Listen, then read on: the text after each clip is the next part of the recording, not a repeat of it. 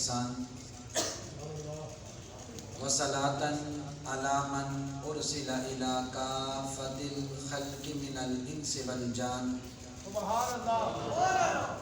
وعلى آلہ وصحبہ وعترتہ ومتبعہ ما دام الملوان وبعد قال اللہ عز وجل فی القرآن المجید بسم اللہ الرحمن الرحیم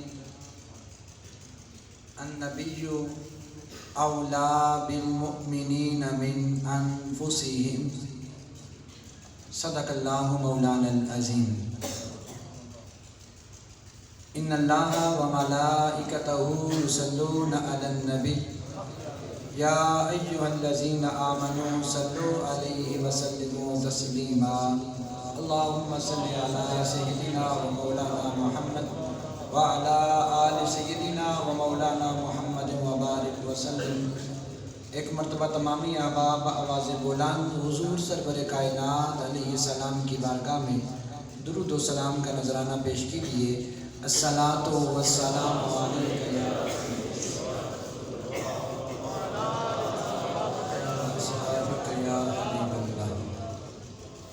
میرا تو سب کچھ میرا نبی ہے، سیاہیاں مجھ میں داغ مجھ میں، جلیں اسی کے چراغ مجھ میں، اثاثہ قلب و جاں وہی ہے، میرا تو سب کچھ میرا نبی ہے۔ جو سمجھے محبت سے کہہ دیں سبحان اللہ۔ میرے گناہوں پہ اس کا پردہ، وہ میرا امروز میرا فردہ، ضمیر پر حاشیے اسی کے، شعور بھی اس کا وضع کردہ، وہ میرا ایمان وہ میرا تیقن، وہ میرا پیمانہ تمدن، وہ میرا معیار زندگی ہے، میرا تو سب کچھ میرا نبی ہے۔ وہ میری منزل بھی ہم سفر بھی، وہ سامنے بھی پس نظر بھی، وہی مجھے دور سے پکارے، اسی کی پرچھائیں روح پر بھی، وہ رنگ میرا وہ میری خوشبو، میں اس کی مٹھی کا ایک جگنوں، وہ میرے اندر کی روشنی ہے، میرا تو سب کچھ میرا نبی ہے۔ اور ازل کے چہرے پہ نور اس کا، ظہور عالم ظہور اس کا، خود اس کی آواز گفتہ حق، خود اس کی تنہائی دور اس کا، بہت سے عالی مقام آئے، خدا کے بعد اس کا نام آئے، وہ اولی ہے وہ آخری ہے، میرا تو سب کچھ میرا نبی ہے۔ بعد از حمد و ثنا لائق سر عزت و احترام سامعین ذی احتشام، بالخصوص سٹیج پہ جلوہ فرما کثیر تعداد میں علماء کرام، ثناخانان مصطفیٰ، خصوصاً خطیب اہل سنت، خطیب پاکستان، سرمایہ اہل سنت، پیکر اخلاص و محبت جناب محترم حضرت علامہ مولانا محمد اسلم چشتی صاحب دامت برکاتہم العالیہ، واصف شاہ ہدیٰ، عظیم نقیب، عظیم خطیب، عزیزم جناب محترم حافظ علی حسن چشتی صاحب، اور جتنے احباب بھی اسٹیج پہ جلوہ فرما ہیں، معزز علماء کرام، حفاظ کرام، معززین علاقہ، منتظمین محفل، السلام علیکم ورحمۃ اللہ وبرکاتہ۔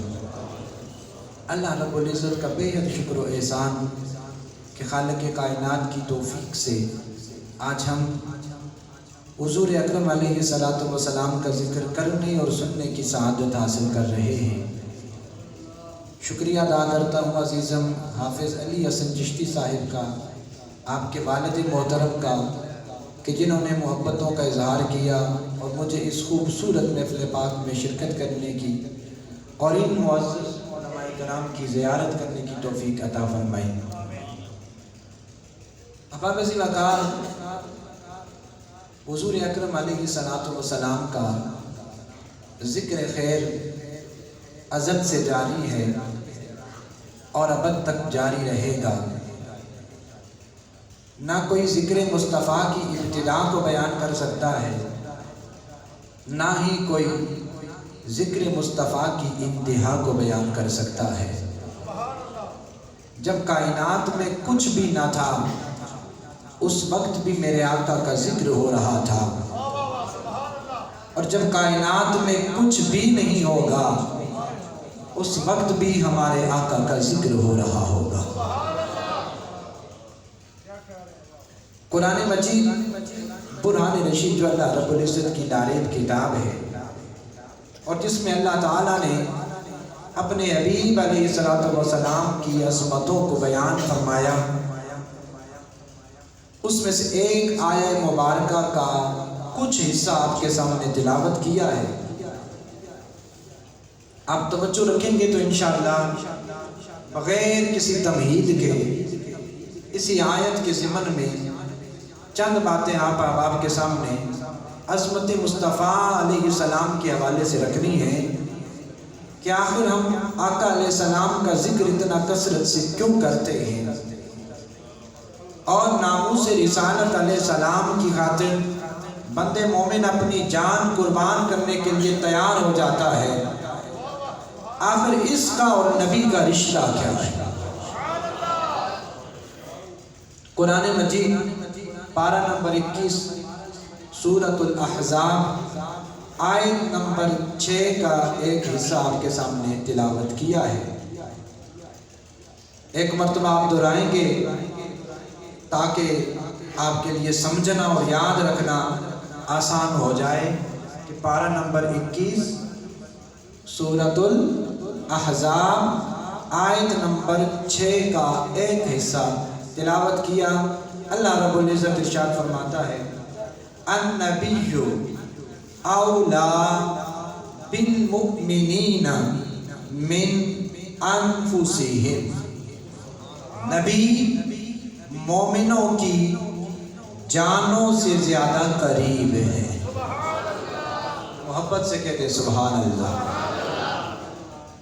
اس آیت میں نبی اور امتی کے تعلق کو بیان کیا جا رہا ہے۔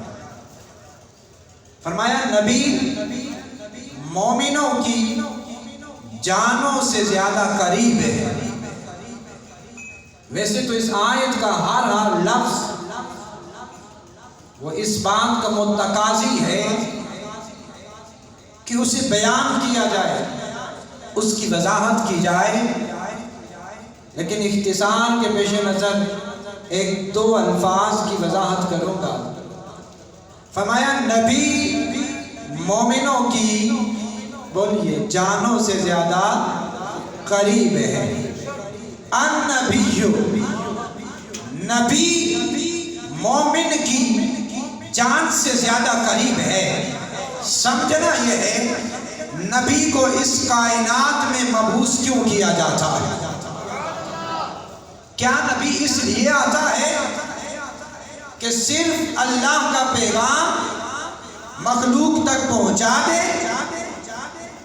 کیا بعثت انبیاء کا صرف یہی مقصد ہے کہ اللہ کا جو پیغام ہے وہ آ کر مخلوق تک پہنچا دے؟ اگر صرف یہی مقصد ہو تو پھر مخلوق کو نبی سے زیادہ کتاب کی ضرورت ہو، مگر ایسا نہیں۔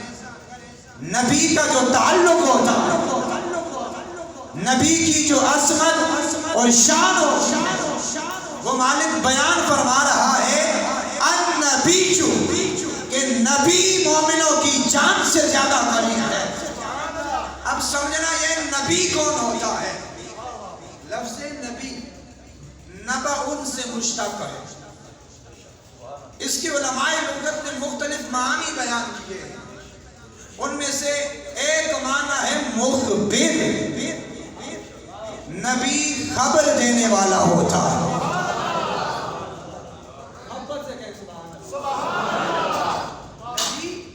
مخبر ہوتا ہے، وہ خبر دینے والا ہوتا ہے.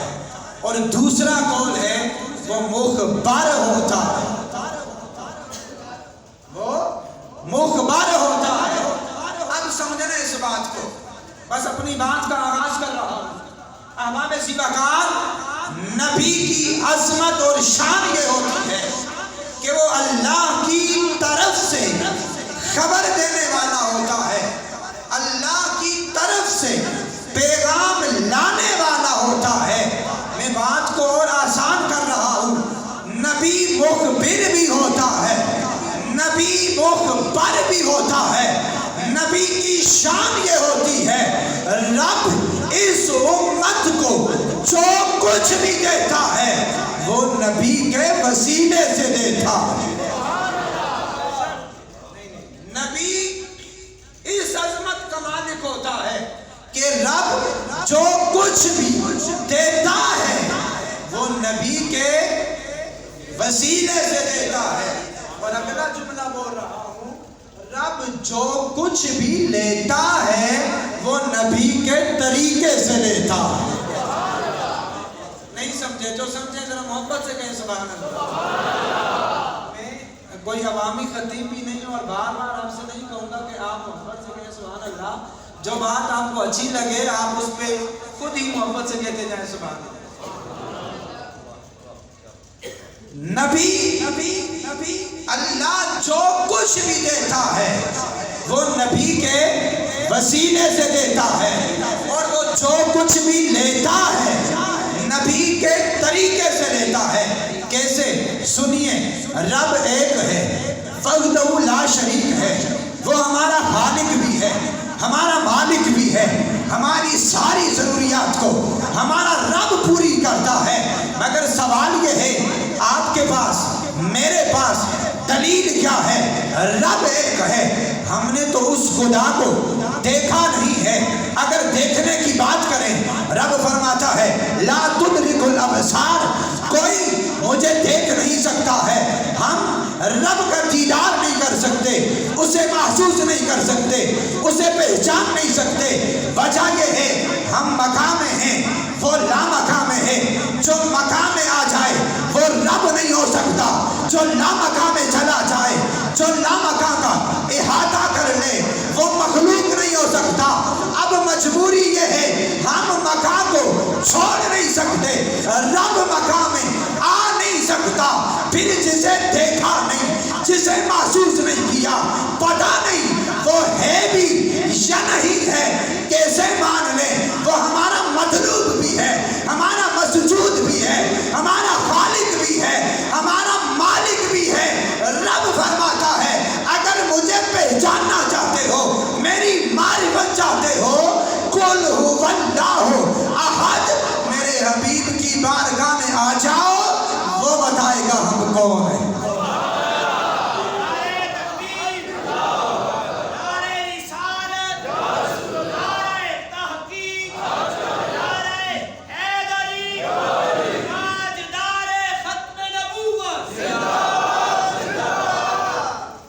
اب سمجھیے اس بات کو، ہم نے رب کو مانا ہے مگر مصطفیٰ کے وسیلے سے مانا ہے.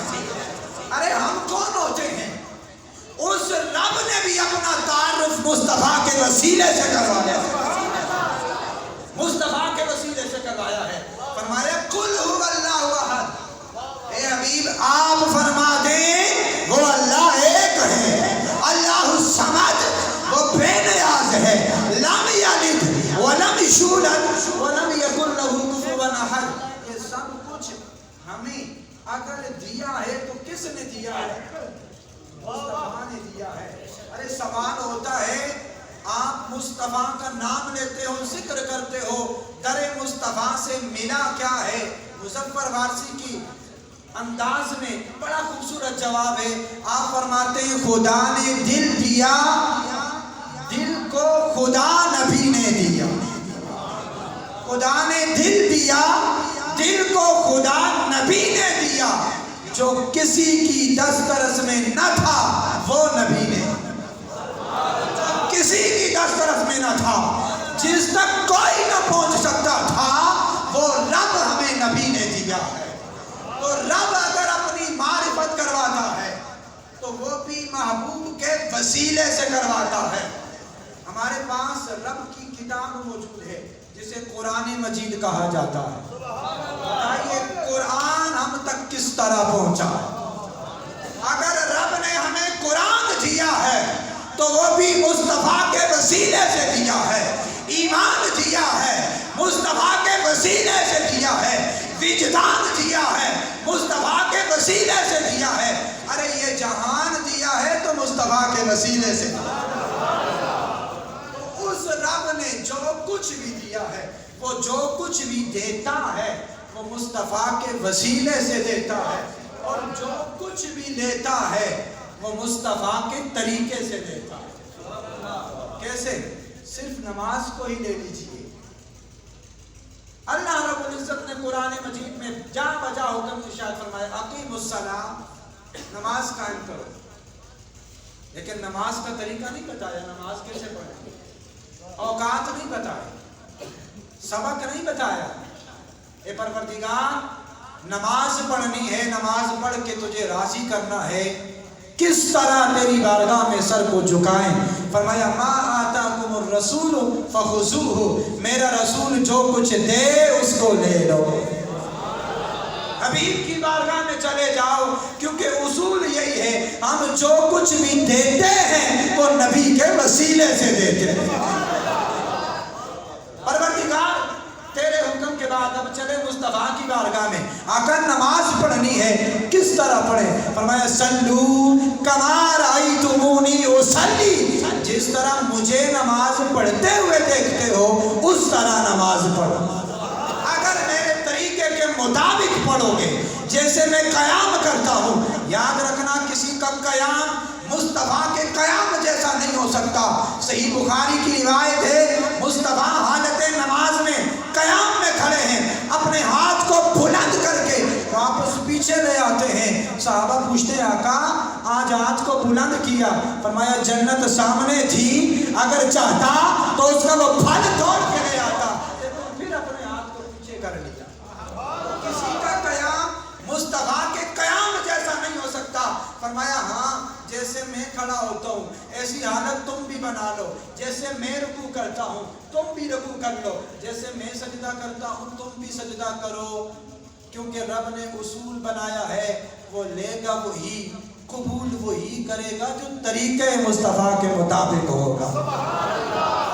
احباب ذبح جو نبی ہوتا ہے وہ مخبر ہوتا ہے، وہ رب کی بھی خبر دیتا ہے، وہ تمام جہانوں کی بھی خبر دیتا ہے، وہ زمین و آسمان میں ہر چیز کی خبر رکھتا بھی ہے، خبر دیتا بھی ہے۔ صرف ایک حدیث اس پہ پیش کر کے اگلی بات کی طرف چلوں گا۔ صحیح بخاری کی روایت ہے قال الامام البخاری حدثنا محمد بن المثنى قال حدثنا محمد بن الحازم قال حدثنا الأعمش عن مجاهد عن طاووس عن ابن عباس رضي الله تعالى عنهما قال مر النبي صلى الله عليه وسلم بقبرين قال إنهما ليعذبان وما يعذبان في كبير أما أحدهما فكان لا يستتر من البول وأما الآخر فكان يمشي بالنميمة ثم أخذ جريدة رطبة فشقها نصفين فغرز في كل قبر واحدة قالوا يا رسول الله صلى الله عليه وسلم لما فعلت قال لعله يخفف عنهما ما لم ييبس أو كما قال عليه الصلاة والسلام۔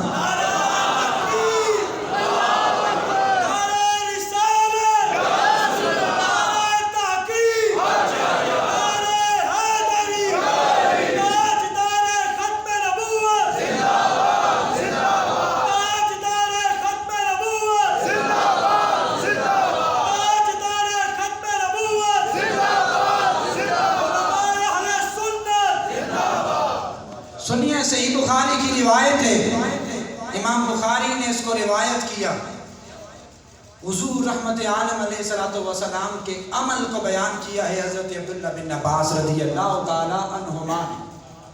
آپ فرماتے ہیں مر النبی صلی اللہ علیہ وسلم کی قبریں، آقا علیہ السلام کا گزر ہوا دو قبروں کے پاس سے، قال انہما لیعذبان، فرمایا انہیں عذاب ہو رہا ہے۔ اب رکیے اس مقام پہ، نبی خبر دینے والا ہوتا ہے۔ ہم بھی قبرستان کے پاس سے گزرتے ہیں، کیا کبھی کسی نے دیکھا کہ قبر کے اندر عذاب ہو رہا ہو یا مردوں کو ثواب کی صورت میں ان کو جنت کے پھل اور میوے دیے جا رہے ہوں؟ یقیناً کسی نے نہیں دیکھا ہوگا، حالانکہ یہ حق ہے۔ پھر ہم دیکھ کیوں نہیں سکتے؟ وجہ کیا ہے؟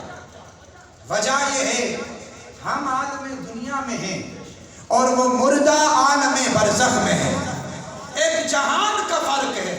ہم اس جہان میں ہوتے ہوئے اس جہان میں نہیں دیکھ سکتے، لیکن جو رب کا نبی ہے، جو عالمین کے لیے رحمت بن کر آیا ہے، وہ عالمین کی خبر رکھتے ہیں۔ انہوں نے دیکھ لیا عالم برزخ میں کیا ہو رہا ہے، فرمایا انہیں عذاب ہو رہا ہے۔ اب اس کے بعد سمجھیے، حضور اکرم علیہ السلام نے عذاب کی وجہ بھی بیان کی۔ وما یعذبان فی کبیر، کسی کبیرہ گناہ کی وجہ سے عذاب نہیں ہو رہا۔ اما احدہما فکان لا یستتر من البول، ایک پیشاب کے قطروں سے نہیں بہتا تھا۔ واما الاخر فکان یمشی بالنمیمہ، اور جو دوسرا ہوتا تھا وہ چغلی کیا کرتا تھا۔ اب یہاں رک کر پھر مقام مصطفیٰ کو سمجھیے اور جانیے ہمارے جتنے بھی عقیدے ہیں وہ قرآن و حدیث سے ثابت ہیں۔ آقا علیہ الصلوۃ والسلام نے فرمایا انہیں عذاب ہو رہا ہے۔ یہ ان مردوں کا حال تھا، ان مردوں کا حال تھا۔ فرمایا یہ گناہ کرتے تھے، یہ ان مردوں کا ماضی تھا۔ پھر اس کے بعد آقا علیہ الصلوۃ والسلام نے عمل کیا فرمایا؟ ثم اخذ جریدۃ رطبۃ فشقھا نصفین، آپ نے ایک شاخ لی، دو ٹکڑے کیے، ایک کو ایک قبر پہ رکھا، دوسری کو دوسری قبر پہ رکھا۔ صحابہ کرام نے عرض کیا آقا اس کی حکمت کیا ہے؟ فرمایا جب تک ہری رہیں گی ان کے عذاب میں کمی ہو جائے۔ اب سمجھیے، جب فرمایا ان کے یہ گناہ تھے، وہ ان مردوں کا ماضی ہے، عذاب ہو رہا ہے، یہ ان مردوں کا حال تھا، عذاب ختم ہو جائے گا، یہ ان مردوں کا مستقبل تھا۔ ارے قربان جائیں مصطفیٰ کریم علیہ السلام کی عظمت پر، شان پر، کہ جو نبی ہوتا ہے وہ خبر دینے والا ہوتا ہے، وہ لامکان کی خبر بھی دیتا ہے، وہ ہر جہاں کی خبر بھی دیتا ہے، ہر زمان کی خبر بھی دیتا ہے۔ نہ اس سے کوئی جہاں پوشیدہ ہے، نہ اس سے کوئی زمان پوشیدہ ہے، وہ ماضی کی بھی خبر رکھتا ہے، حال کی بھی اور مستقبل کی بھی خبر رکھتا ہے۔ تو النبی، نبی، اور یہاں پر ابن تیمیہ کی بات بھی کر دوں، آپ نے بھی لکھا النبوۃ سفارۃ بین اللہ و بین ذوی العقول، لوگوں نبوت کو عام نہ سمجھو، نبوت سفارت کا نام ہے خدا اور اس کے بندوں کے درمیان۔ اب سفیر کیا ہوتا ہے؟ سفیر کیا ہوتا ہے؟ وہ جو کچھ بھی کہتا ہے، بولیے، وہ ایک نمائندہ ہوتا ہے، اس کی ہر بات اس کے ملک کی طرف سے، بھیجنے والے کی طرف سے حرف آخر کی حیثیت رکھتا ہے۔ فرمایا رب جو کچھ بھی دیتا ہے نبی کے وسیلے سے دیتا ہے، اور جو کچھ بھی لیتا ہے نبی کے طریقے سے لیتا ہے۔ اب اس بات کو سمجھنا ہے، النبی اولا بالمؤمنین من انفسہم، نبی مومنوں کی جانوں سے زیادہ قریب ہے۔ اب اس آیت میں دوسرا لفظ ہے النبی اولا، اس اولا کو سمجھنا ہے۔ اور آپ نے بچپن سے یہ نعت سنی ہوگی، سب سے اولا ہو اعلیٰ ہمارا نبی۔ اب علماء لغت نے اس کے 3 معنی لکھے ہیں. علامہ راغب الاصفہانی نے بھی 2 لکھے. المعجم الوسیط کے اندر اس کے 2 معنی لکھے گئے. میں وہ آپ کے سامنے بیان کر رہا ہوں. فرمایا اس کا ایک معنی ہے الاحق، دوسرا معنی ہے الاقرب. الاحق کا معنی ہے زیادہ حق رکھنے والا. بولیے زیادہ. الاقرب کا معنی ہے زیادہ قریب. اب ترجمہ پھر سمجھیے. النبی اولا بالمؤمنین من انفسہم. اقرب کا معنی نبی مومنوں کی جانوں سے زیادہ قریب ہے. محبت سے کہیں سبحان اللہ. نبی مومنوں کی جانوں سے زیادہ قریب ہے. دوسرا معنی النبی اولا بالمؤمنین من انفسہم. نبی مومنوں پر ان کی جانوں سے زیادہ حق رکھتے ہیں. نبی مومنوں پر ان کی جانوں سے زیادہ حق رکھتے ہیں. اب پہلے معنی الاقرب کو لیں. نبی مومنوں پر ان کی جانوں سے زیادہ قریب ہیں. کس اعتبار سے قریب ہیں؟ امام راغب الاصفہانی نے لکھا وَيُسْتَعَارُ ذَلِكَ لِلْقُرْبِ مِنْ حَيْثُ الْمَكَانِ وَمِنْ حَيْثُ الْجِهَةِ وَمِنْ حَيْثُ النُّصْرَةِ وَمِنْ حَيْثُ الدِّينِ. فرمایا لوگوں نبی کو دور تصور نہ کرو. نبی نصرت کے اعتبار سے، وہ جہاد کے اعتبار سے، وہ مقام کے اعتبار سے، وہ دین کے اعتبار سے، غرض یہ کہ جس اعتبار سے دیکھو گے نبی تم سے دور نہیں، وہ تمہاری جان سے زیادہ قریب ہے. وہ تمہاری جان سے زیادہ قریب ہے. اسے دور تصور نہ کرو. اس لیے حافظ وقار یہ عقیدہ اپنے ذہن میں بٹھا کے رکھیے. اگرچہ ہم نبی سے دور ہیں لیکن نبی ہم سے دور نہیں ہے. ہم تو نبی سے دور ہیں لیکن نبی ہم سے دور نہیں ہے. اب دوسرے معنی کی طرف آئیں. الاحق نبی مومنوں پر ان کی جان سے زیادہ حق رکھتے ہیں. آخر وجہ کیا ہے؟ یہ مومن ناموس رسالت کے لیے جان دینے کے لیے کیوں تیار ہو جاتا ہے؟ وجہ کیا ہے؟ النبی اولا بالمؤمنین من انفسہم. لیکن میں بات کرنے سے پہلے سمجھاؤں گا، یاد رکھنا ہماری جان کو اللہ نے بڑی عزت دی ہے، بڑی عزت دی ہے. اس پروردگار نے ہمارے لیے کچھ چیزیں حلال کی، کچھ حرام کی.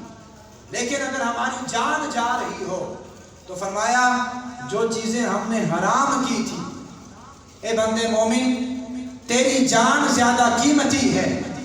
تیری جان بچانے کے لیے فَمَنِ اضْطُرَّ غَيْرَ بَاغٍ، تیری جان بچانے کے لیے ہم نے اپنا حکم تبدیل کر دیا، اپنا قاعدہ تبدیل کر دیا. جو چیزیں حرام کی تھی ان کو استعمال کر اور اپنی جان بچا، کیونکہ تیری جان زیادہ عزیز ہے. ہر معاملے میں رب نے بندے مومن کی جان کو فوقیت دی ہے. جب کبھی مومن کی جان اور رب کے احکام کا آپس میں مقابلہ یا موازنہ ہوا، رب نے بندے مومن کی جان کو عزت دی ہے. مگر اس مقام پہ فرمایا النبی اولا بالمؤمنین من انفسہم. اے بندے مومن سن لے، جب تک تیری جان کی بات تھی ہم اپنے قانون بدلتے رہے، اپنے احکام بدلتے رہے، اپنے فیصلے بدلتے رہے. تیری جان زیادہ عزیز تھی. مگر اب ناموس رسالت کی جب بات آئے گی، سن لے، ایک طرف تیری جان ہے، ایک طرف نبی کی ناموس ہے. اب نبی تیری جان سے زیادہ حق رکھتا ہے اپنی جان کو قربان کر کے نبی کی ناموس کا دفاع کرنا.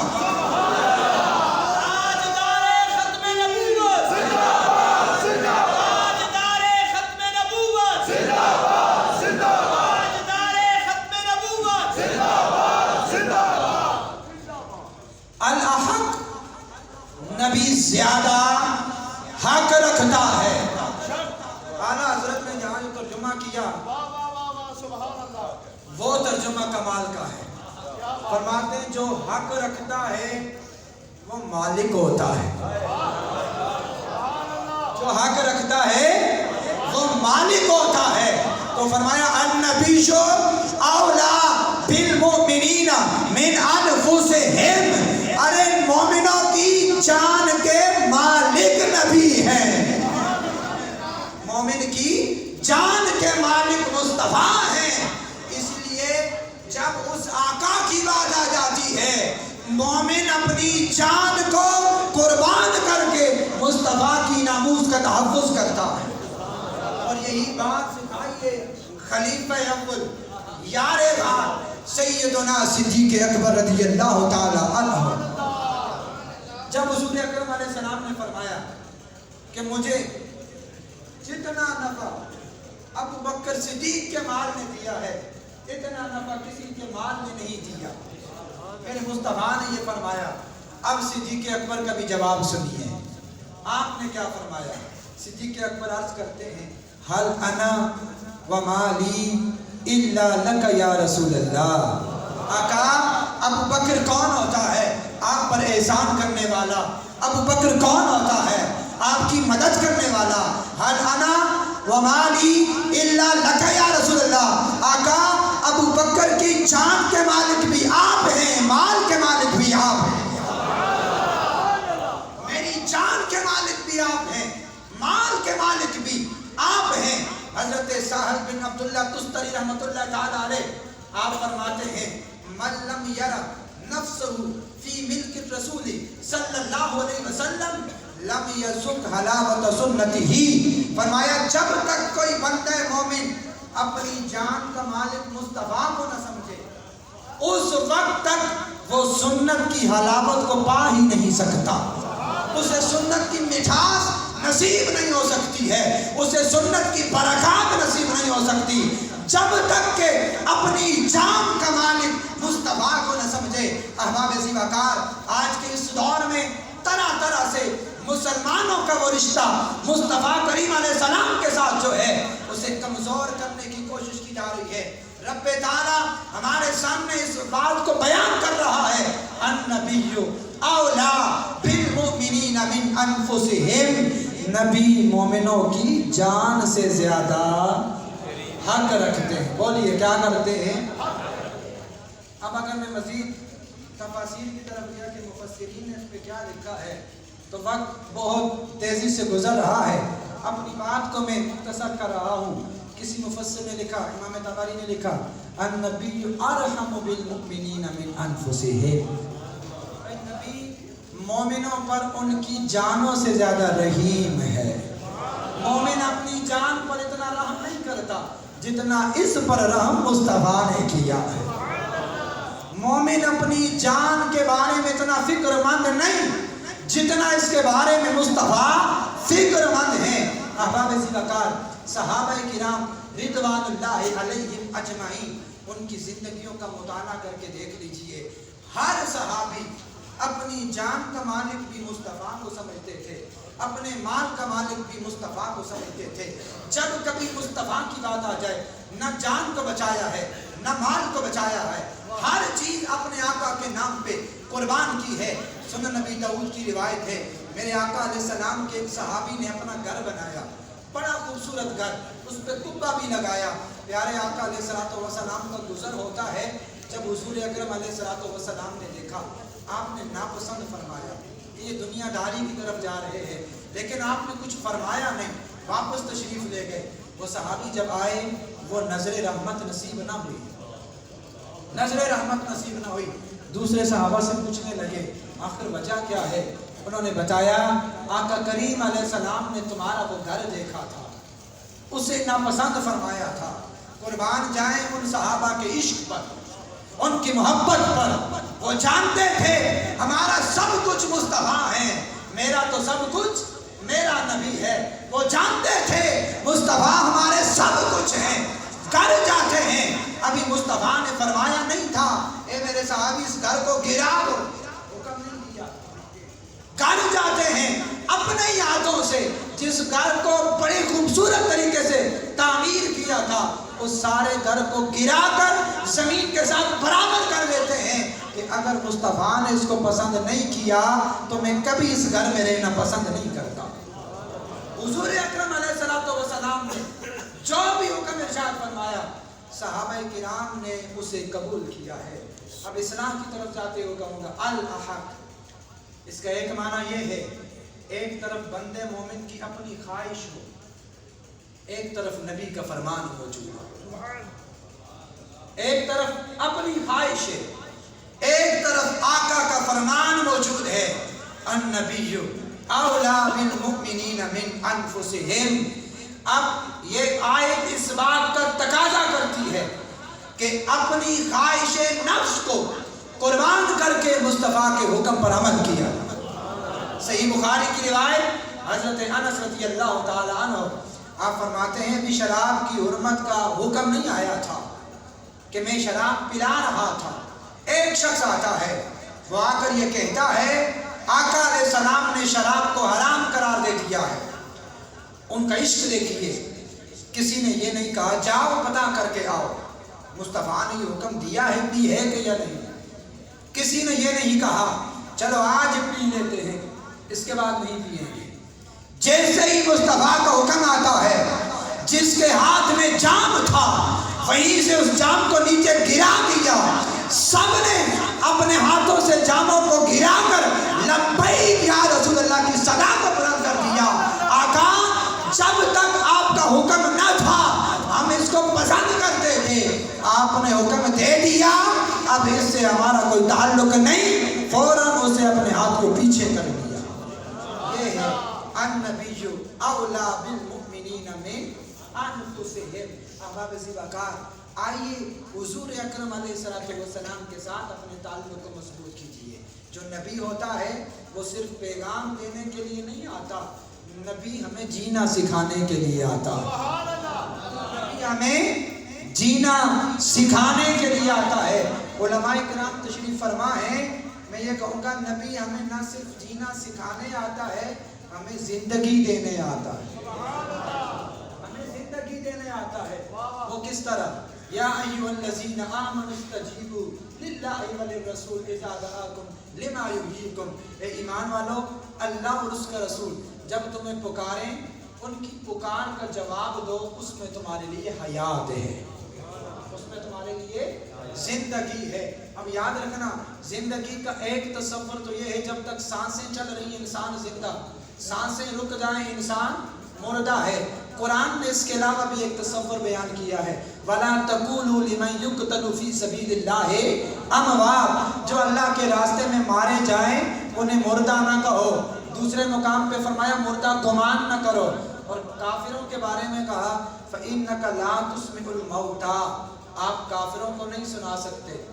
काफिर जिंदा थे, बाजारों में चलते फिरते थे, खाते पीते थे, उन्हें कुरान ने मुर्दा कहा।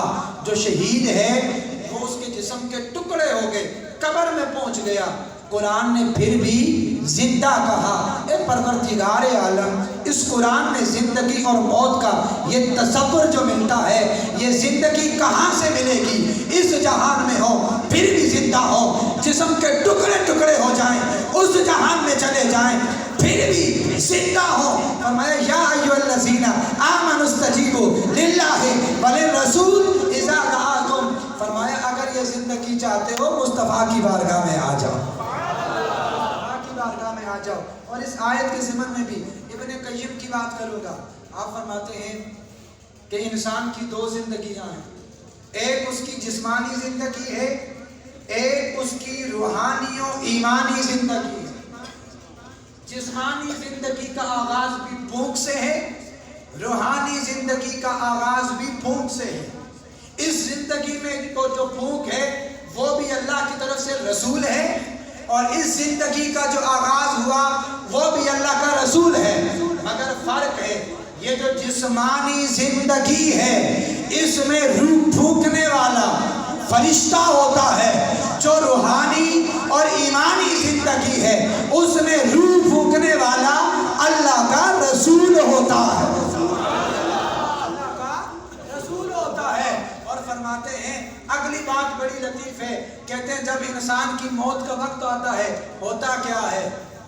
समझना इस बात को, फरिश्ता आकर वही जिंदगी लेता है, वही रूह लेता है जो उसने फूकी हो। फरिश्ता فرشتہ وہی روح لیتا ہے جو اس نے پھونکی ہوتی ہے. جس روح کو رسول نے پھونکا ہوتا ہے فرشتے کی مجال نہیں کہ وہ اس کو چھو بھی سکتا. فرشتہ اس کو چھو بھی نہیں سکتا کیونکہ فرشتہ امتی ہے, مصطفیٰ اس کے بھی آقا ہے. فرشتہ صرف جسمانی زندگی دیتا ہے, روحانی اور ایمانی زندگی جو مصطفیٰ نے عطا کی ہے وہ موت سے فنا نہیں ہوتی, فنا کے بعد بھی حیات نو کا مژدہ ہے. فنا کے بعد بھی حیات نو کا مژدہ ہے. وہ ہماری عاقبت کتنی سہانی کرنے آئے تھے, وہ تو ہماری عاقبت اتنی سہانی کرنے آئے تھے کہ ہم جس کو فنا سمجھتے تھے نبی نے آ کر اس کو بھی حیات بنا دیا ہے. سامعین سے احتشام, حضور سرور کائنات علیہ الصلوۃ والسلام کے ساتھ جو ہمارا رشتہ ہے وہ رشتہ یہ ہے, ہمیں خدا کی معرفت ملی ہے, در مصطفیٰ سے ملی ہے. ہمیں قرآن ملا ہے, در مصطفیٰ سے ملا ہے. ہمیں رب نے جو کچھ بھی دیا ہے وہ در مصطفیٰ سے دیا ہے. اور رب ہمیں ہر معاملے میں یہی فرماتا ہے. اگر فرماتا ہے ما آتاکم الرسول, تم نے کوئی احکام لینے ہیں پھر بھی نبی کی بارگاہ میں چلے جاؤ. رب گناہ کر بیٹھے ہیں, اب کیا کریں؟ وَلَوْ أَنَّهُمْ إِذْ ظَلَمُوا أَنفُسَهُمْ جَاءُوكَ فَاسْتَغْفِرُوا اللَّهَ. فرمایا اگر گناہ کر بیٹھے ہو, مجھے راضی کرنا چاہتے ہو, پھر بھی حبیب کی بارگاہ میں چلے جاؤ. اے پروردگار, تجھ سے محبت کرنا چاہتے ہیں, کس طرح محبت کریں؟ قُلْ إِن كُنتُمْ تُحِبُّونَ اللَّهَ فَاتَّبِعُونِي. فرمایا اگر مجھ سے محبت کرنا چاہتے ہو پھر بھی میرے حبیب کی بارگاہ میں چلے جاؤ. اے پروردگار, تیری بارگاہ میں سر جھکانا چاہتے ہیں, فرمایا میرے حبیب کی بارگاہ میں چلے جاؤ. مالک تو نے قرآن میں جو جو حکم دیا اس پہ عمل کرنا چاہتے ہیں, فرمایا حبیب کی بارگاہ میں چلے جاؤ. رب ہر بات میں اگر دیتا ہے پھر بھی نبی کی طرف بھیجتا ہے, اگر لیتا ہے کچھ پھر بھی نبی کی طرف بھیجتا ہے. اس لیے ہم بھی خوشی ہو تب بھی, غم ہو تب بھی, کچھ لینا ہو پھر بھی, رب کی بارگاہ میں دینا ہو پھر بھی مصطفیٰ کی طرف جاتے ہیں اور یہ صدا لگاتے ہیں میرا تو سب کچھ, بولیے میرا تو سب کچھ میرا نبی ہے. یاد رکھنا اس جہان میں کوئی اور ہو سکتا ہے لیکن اگلے جہان میں نبی کے علاوہ کوئی نہیں ہوگا. قبر میں آئیں گے تو مصطفیٰ ہوں گے, حوض کوثر پہ جام پلائیں گے تو مصطفیٰ, ہمیں پل صراط سے اگر پار لگائیں گے تو مصطفیٰ ہوں گے. اگر نام امان کے وقت وہاں کوئی ہمارا پلڑا بھاری کریں گے تو وہ مصطفیٰ ہوں گے. اگر جنت تک پہنچیں گے تو مصطفیٰ کے وسیلے سے پہنچیں گے. تو آئیے, میرا تو سب کچھ میرا نبی ہے. سیاہیاں مجھ میں, داغ مجھ میں, جلے اسی کے چراغ مجھ میں, اثاثہ قلب و جاں وہی ہے. میرا تو سب کچھ میرا نبی ہے. اور کل قیامت کا جب دن ہوگا نہ مجھ سے بار عمل اٹھے گا, نہ اس پہ ہی کوئی ساتھ دے گا. اگر کہے گا تو روز محشر خدا سے میرا نبی کہے گا سیاہیاں داغ صاف کر دے, اسے بھی مولا معاف کر دے. یہ میرا عاشق ہے, وارثی ہے, میرا تو سب کچھ میرا نبی ہے. اور میرے اعمال تو بخشش کے نہ تھے پھر بھی نصیب کی محمد نے شفاعت تو خدا مان لے.